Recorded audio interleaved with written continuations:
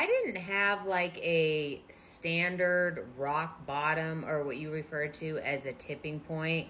If anything, the last 2 years of my drinking was one big red flag or series of red flags that I just kept cruising by, getting drunker and drunker and drunker, and longer binges, darker binges. The writing was on the wall. It was there. And so many areas of my life were falling apart, but I just like kept drinking. And like I cared, but I didn't care.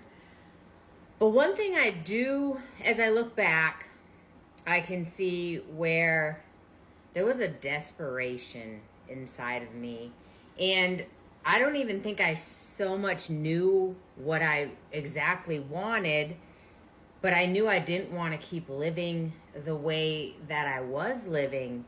And I got to a place where I came to the realization that my life, as it is drinking, is so miserable.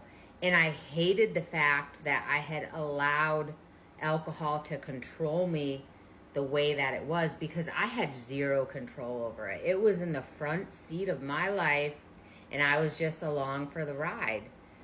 So out of that desperation, it gave me a little bit of a willingness to maybe really commit or just actually try. And during that time frame was when Sober TikTok started coming up on my For You page. And like me along with many others, I found the stories very relatable. I felt like they were telling my story, and it gave me a slight bit of hope that if they could get sober, maybe I could get sober. And I think it's one of those things that when Sober TikTok helped me to come to the realization of how bad my drinking truly was, like to the point where I couldn't deny it anymore. And I would say probably the last couple times I drank, maybe like the last 2 weeks, it was just different. Like I saw it for what it really was, and I saw how much it was destroying me, and I saw how much control it had over me. I can recall one of the last horrible hangovers I had. It was a couple days before I quit. I was sitting in a meeting, a very important meeting, and I remember the room was spinning. There was sweat pouring down my back. I was swallowing back puke. And I remember thinking, this isn't it. Like, I've got to do something.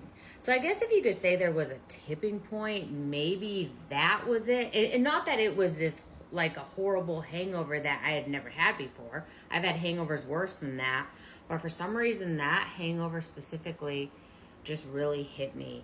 And I started to be more honest with myself. And like I said, I just became desperate. And out of that desperation, along with watching a lot of Sober TikTok, and there being one influencer in particularly that started a 30-day challenge. It was actually a Sober September. I reluctantly, impulsively just signed up for that and committed to 30 days of sobriety, which has now turned into 21 months.